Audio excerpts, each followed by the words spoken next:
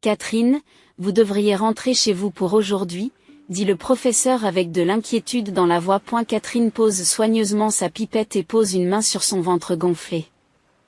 Merci, mais cette expérience sera terminée dans 30 minutes. C'est exactement pour cela qu'il ne faut pas se forcer. Votre santé et les bébés passent avant tout. Catherine a souri en s'excusant. En tant que chercheuse dans une société pharmaceutique, elle s'était toujours consacrée à son travail. Même maintenant, enceinte de 8 mois, cela n'avait pas changé. Son mari, Michael, comprenait son dévouement, mais s'inquiétait gentiment pour elle. N'en fais pas trop, lui disait-il en lui préparant des smoothies frais tous les matins sans exception. En tant que chef de projet dans une société informatique, son travail exigeait de fréquents voyages d'affaires, et il essayait donc de soutenir sa femme par des gestes attentionnés. Alors que Catherine terminait son expérience et se préparait à partir, son smartphone a vibré. C'était un message de sa mère, Patricia. Annonce importante ce soir. Lou Jardin à 19h, ne soyez pas en retard. C'était typique de sa mère, une directive unilatérale sans explication. Sa mère, qui tenait une boutique haut de gamme, était toujours soucieuse de préserver les apparences dans la haute société. Dernièrement, elle avait même pris l'habitude de vérifier quotidiennement le nombre de ses followers sur Instagram. Sa sœur Ashley était comme une version intensifiée des valeurs de leur mère. En tant qu'influenceuse beauté comptant 500 000 followers, elle publiait quotidiennement du contenu glamour. Lorsqu'elle avait appris la grossesse de sa sœur, elle avait dit « Ne me vole pas la vedette », en plaisantant à moitié, sans même essayer de cacher les véritables sentiments qui se cachaient derrière ces mots. Catherine. En quittant le laboratoire, elle entend une voix chaleureuse. C'était un appel de sa grand-mère. Eleanor. J'ai appris pour ce soir. C'est l'annonce des fiançailles d'Ashley. Le futur marié est James Anderson, de cette entreprise de technologie. Patricia est absolument ravie. Sa grand-mère, veuve d'un magnate de l'immobilier, a toujours été la boussole morale de la famille. Catherine n'a pas manqué le soupçon d'inquiétude dans la voix de sa grand-mère. Je comprends. Après avoir raccroché, Catherine pousse un profond soupir. Les fiançailles de sa sœur. Il y avait de quoi se réjouir. Dès le retour chez elle, dans le quartier chic de Chestnut, Catherine choisit soigneusement une robe. Pas trop voyante, mais pas trop simple non plus. Alors qu'elle se tenait devant le miroir, elle souriait doucement en regardant son ventre qui grossissait. Nous nous rencontrerons bientôt. À ce moment-là, son smartphone vibra à nouveau. C'était la story Instagram de sa sœur. Ce soir sera le moment le plus incroyable de ma vie. Le post avait déjà des milliers de likes. Elle pouvait facilement imaginer sa sœur montrant fièrement ses chiffres à leur mère. On y va ? Chuchotant à son reflet dans le miroir, Catherine sortit son manteau de l'armoire. Le vent froid du début de l'hiver fait doucement trembler les vitres. Sous les élégants lustres du Mistral, sa mère est rayonnante. Vêtue d'un tailleur Chanel en tweed, elle accueillait les invités avec l'air d'une reine de la société. Le restaurant français haut de gamme, qui n'est pas encore ouvert au public, baigne déjà dans une atmosphère exclusive.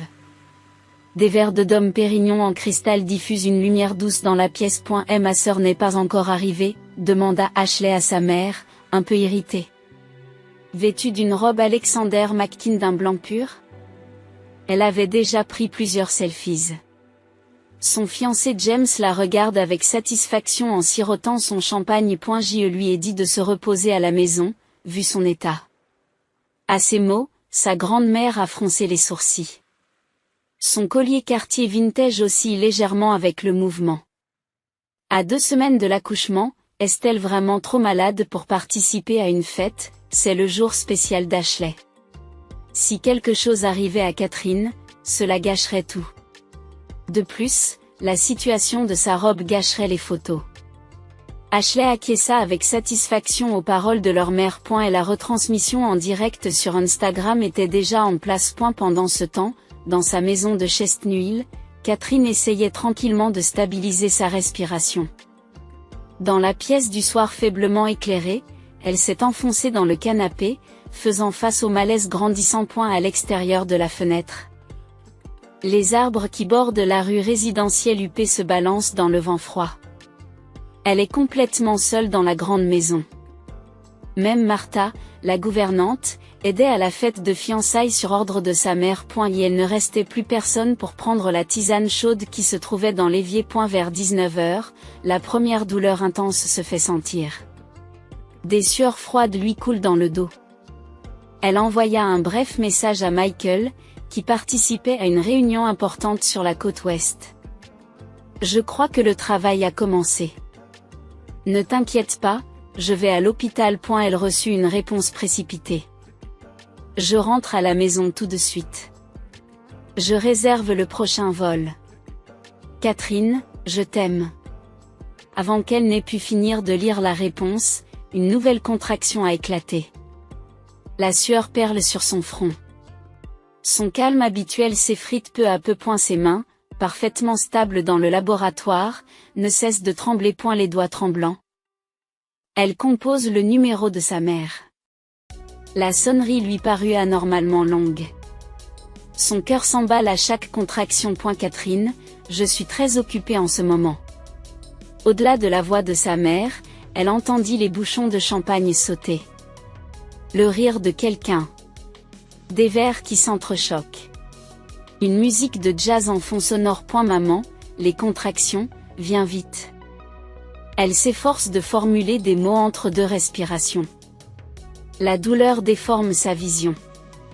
Elle entend les tremblements de sa voix. Nous sommes en train de dîner en famille dans un restaurant haut de gamme. À un moment comme celui-ci. Aujourd'hui, c'est la fête des fiançailles de ta sœur. La réponse exaspérée de sa mère lui transperce le cœur. La voix était dépourvue de sa chaleur sociale habituelle. Juste après, elle entendit la voix de sa sœur en arrière-plan. Maman.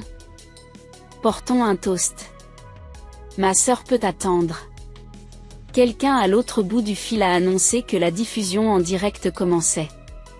Une musique entraînante a commencé à retentir. Des rires se superposent. Le son du champagne.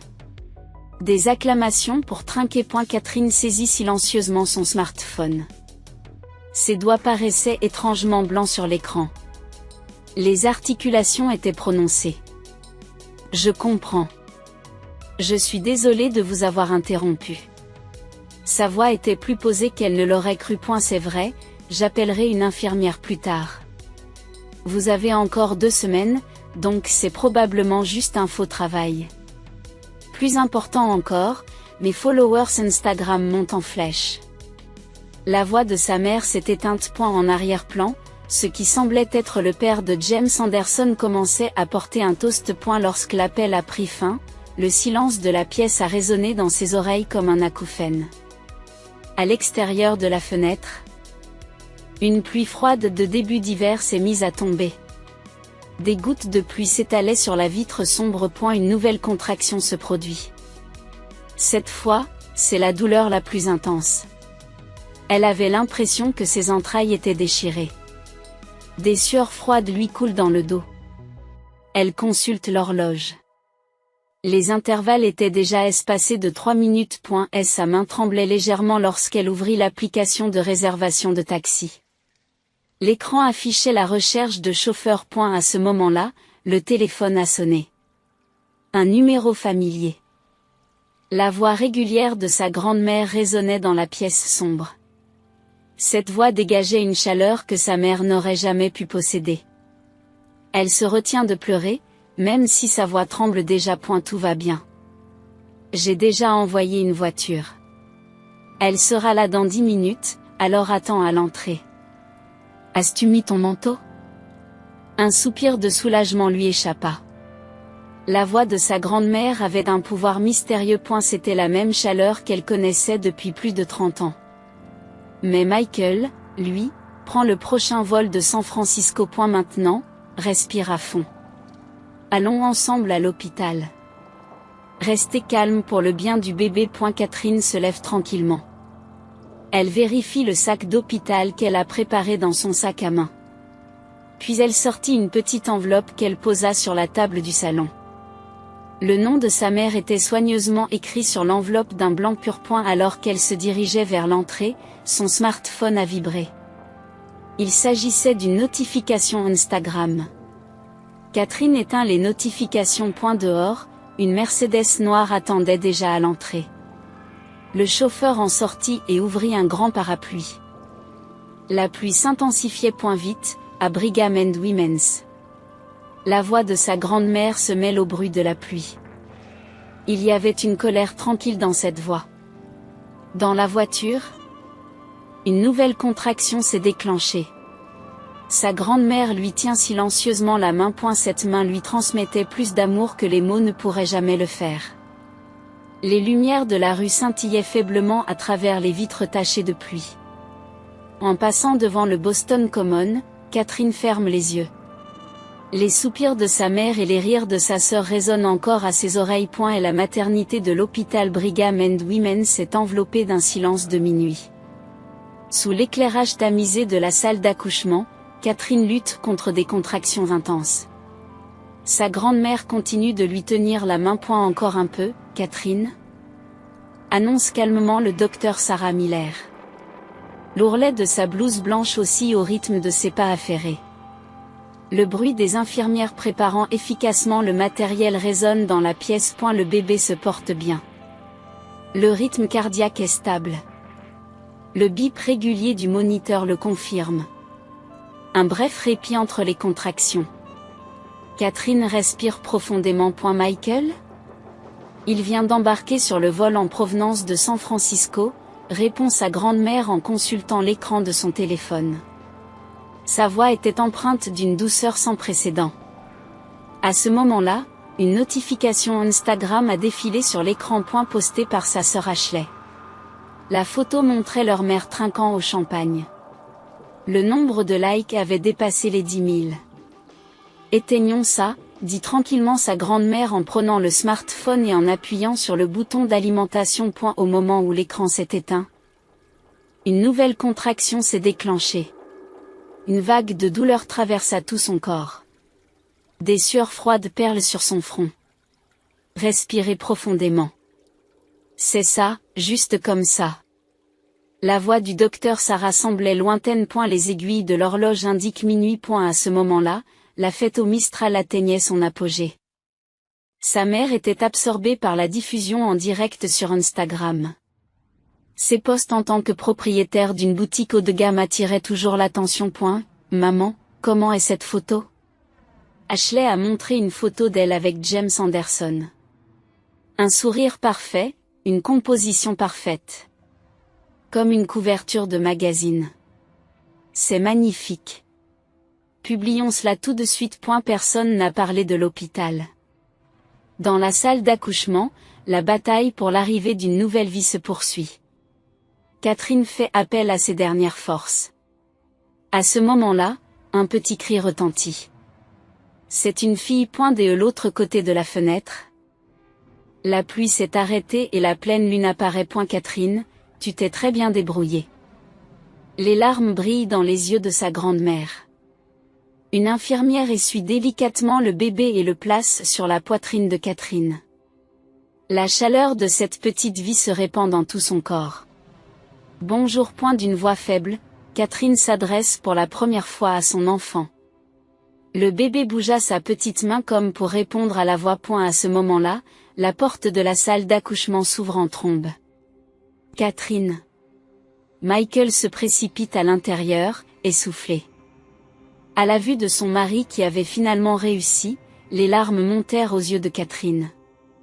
Michael s'agenouille à côté de sa femme et lui prend la main. Puis il toucha doucement la petite joue de leur fille qui venait de naître. Elle est si belle. Tous trois sont enveloppés d'une profonde émotion. Chacun souhaite graver ce moment dans son cœur pour toujours. Madame Miller, il y a un appel de votre mère. Annonça une infirmière. Hésitante. Catherine secoue légèrement la tête. Plus tard, sa grand-mère hochera profondément la tête à ces mots. Pour l'instant, elle voulait simplement s'imprégner de ce moment miraculeux. À eu lever du soleil, il y avait plus de 20 messages non lus de sa mère. La plupart d'entre eux concernaient des comptes Instagram. Installée dans une chambre d'hôpital, Catherine a sorti une petite enveloppe. Dans la douce lumière de l'aube, elle a pris un stylo et elle était enfin temps d'écrire la lettre. Chère mère. Au moment où elle commence à écrire, 30 ans d'émotion se déversent. Les jours passés constamment dans l'ombre de sa sœur depuis l'enfance. Les souvenirs d'efforts non reconnus. Et les événements de ce soir. Après avoir passé 30 ans à m'occuper de ma sœur et à me négliger, les événements de ce soir m'ont enfin libérée. Le stylo glisse doucement sur le papier. Je n'apprendrai pas à mon bébé votre genre d'amour tordu. De l'autre côté de la fenêtre. Boston s'apprête à accueillir un nouveau matin. La lumière du soleil commençait à filtrer à travers les arbres qui bordaient Newberry Street. Au revoir, Catherine. Elle mit la lettre dans l'enveloppe et la posa sur la table. À ce moment-là, le bébé émit un petit son. Catherine soulève doucement sa fille. Le début d'une nouvelle vie. Sa grand-mère sourit doucement. Michael posa sa main sur l'épaule de sa femme. À ce moment-là, le téléphone portable a de nouveau sonné. Le nom de sa mère s'affiche à l'écran. Mais personne n'a pris le téléphone. Le troisième jour, Patricia Wallace commande le plus luxueux des bouquets chez un fleuriste haut de gamme. Une combinaison extravagante de roses et de lys de Casablanca, ornée d'un ruban de qualité supérieure. Le prix dépasse largement les 5 cents. L'adresse de livraison est le Brigham and Women's Hospital, Maternity Ward. À ce moment-là, son smartphone a vibré. C'était un appel de sa boutique de Newberry Street. Madame Wallace. C'est terrible. Nous recevons des annulations depuis ce matin. La voix de la gérante tremblait d'anxiété. Les photos de la fête avaient commencé à se répandre. C'est absurde. Ce n'est que temporaire. Cependant, contrairement à ce qu'elle disait, ses mains tremblaient légèrement. Sa réputation dans la haute société était sa bouée de sauvetage. En arrivant à l'hôpital, elle reçut des mots inattendus à la réception. En ce qui concerne la chambre 506, la patiente nous a demandé de refuser les visites. Je suis sa mère. Je suis sa mère. On nous a expressément demandé de refuser les visites de la famille. À ce moment-là, Eleanor Wallace est apparue discrètement. L'enveloppe que sa grand-mère lui avait remise portait son nom dans une écriture familière et méticuleuse. Sa main tremble légèrement lorsqu'elle ouvre la lettre. Chère mère. À chaque ligne qu'elle lit. Le visage de Patricia perd de sa couleur. 30 ans de sentiments. Des faits indéniables. Et des mots d'adieu. On récolte ce que l'on sème, Patricia. La voix de sa grand-mère est calme mais sévère. Mais Tais-toi. Aux paroles de sa grand-mère, Patricia ne savait plus quoi dire. À un bout du couloir, les pleurs d'un bébé résonnent. Ce soir-là, le nombre de followers d'Ashley sur Instagram a commencé à chuter rapidement. Les commentaires sur les posts de sa fête de fiançailles étaient devenus très durs. Le lendemain matin, parmi les infirmières du Massachusetts General Hospital, une histoire a commencé à se répandre. La rumeur s'est rapidement répandue au sein de la communauté médicale de Boston. Dans le même temps, les clients habituels de la boutique de Newberry Street ont commencé à annuler leurs comptes les uns après les autres. Je suis désolé. Mais notre future association. Les regards sévères des dames de la société ont accaparé Patricia. Le statut social qu'elle s'est construit au fil des ans commence à s'effriter de manière audible. Pendant ce temps, chez James, le fiancé d'Ashley, dans la maison de la famille Anderson, une atmosphère lourde flotte dans l'air. Cela affecte aussi la réputation de notre famille. La mère de James parle à voix basse à son mari. Sur la table se trouve la rubrique potin du Boston Globe. Le titre, Twisted Motherhood in High Society, maternité tordue dans la haute société, brillait froidement. Ce soir-là, Ashley a ressenti de l'anxiété pour la première fois en regardant sa bague de fiançailles. Les courriels des sponsors ne cessent d'arriver. Patricia est assise à son bureau dans sa chambre.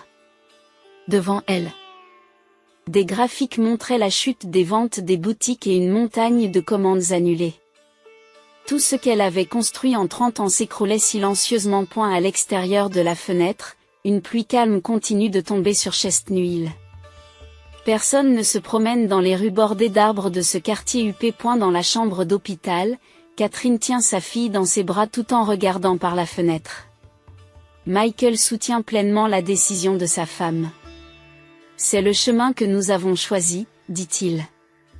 Sa grand-mère acquiesce silencieusement à ces mots. Quelques jours plus tard, une lettre de la famille Anderson est arrivée.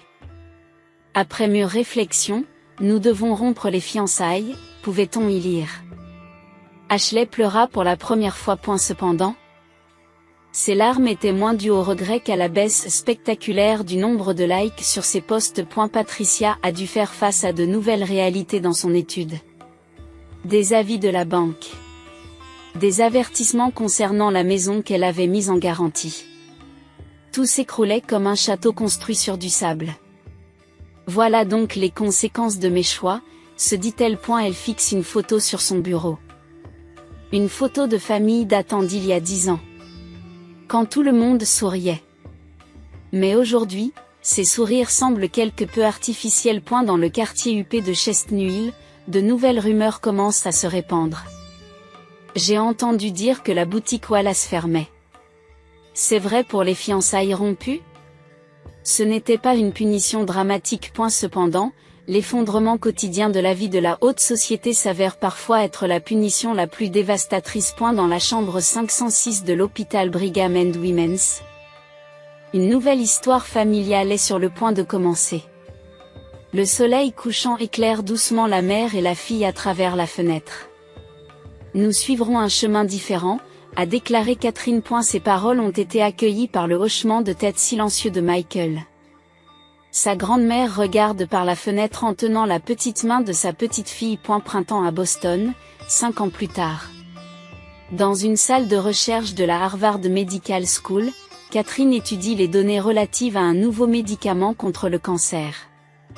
Les pétales de fleurs de cerisier dansent à l'extérieur de la fenêtre. Une voix appelle maman. En se retournant, Catherine voit sa fille Emily, âgée de 5 ans, entrer en courant.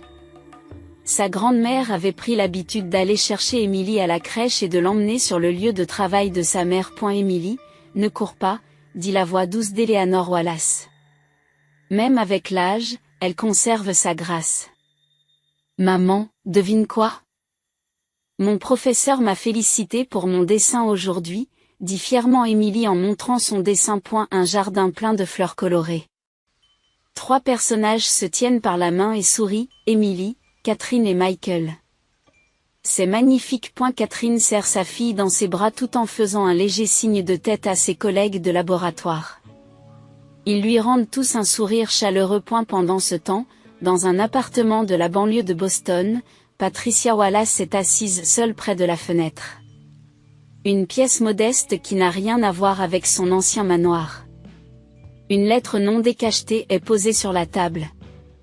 Elle provient de sa fille cadette, Ashley. Elle travaillait désormais dans un petit salon de beauté à Los Angeles. Sur les réseaux sociaux, elle ne compte plus que quelques centaines de followers. Maman, on ne peut pas recommencer à zéro? Le ton de la lettre a perdu son arrogance d'antan. Pourtant, d'une manière ou d'une autre. Un sous-entendu calculateur semblait encore se cacher derrière les mots. Patricia se leva et s'assit devant son meuble de toilette. Son reflet dans le miroir ne lui était pas familier. Après avoir fermé la boutique, elle avait complètement disparu de la société. Elle avait même peur de marcher dans les rues de Chestnut Hill. Les regards froids d'anciennes connaissances lui piquaient encore le cœur. Au même moment, les préparatifs du dîner commençaient dans la nouvelle maison de la famille Miller. Emily, va te laver les mains. À la voix de Catherine, sa fille s'enfuit joyeusement. Dans la cuisine, Michael, rentré du travail, prépare des pâtes. La réussite de ses projets informatiques lui a permis de mener une carrière florissante. Grande-mère, goûte cette sauce. Les dîners de famille étaient toujours enveloppés de chaleur. Les verres à vin posés sur la table diffusent une lumière douce. À fait, commença doucement Éléanore. J'ai reçu une lettre de Patricia ce matin. J'ai reçu une lettre de Patricia ce matin. L'air se figea un instant. Chère Catherine, pourriez-vous me permettre de vous revoir? La lettre était remplie d'excuses formelles. Cependant, les mots de remords sincères n'y figuraient pas. Je ne répondrai pas. La voix de Catherine était calme mais ferme. Maman, une seconde s'il te plaît. La voix d'Émilie détend l'atmosphère.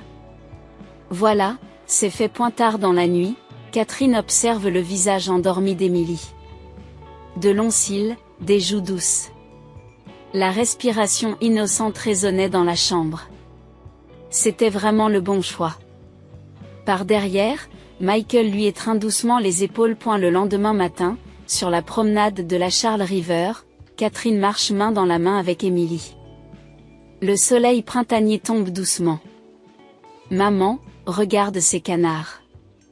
Là où sa fille l'indique, une maman canard nage avec ses canetons. Émilie? Qu'est-ce qu'il y a? Maman sera toujours de ton côté. J'en suis sûre. Cette réponse innocente réchauffe le cœur de Catherine. De la direction du Boston Common, les cloches de l'église retentissent. Le son annonce le début d'un nouveau dimanche. Catherine lève les yeux vers le ciel. Des minces nuages traversaient l'étendue bleue. Comme des souvenirs du passé. Allons-y. Et la mère et la fille avancent, main dans la main.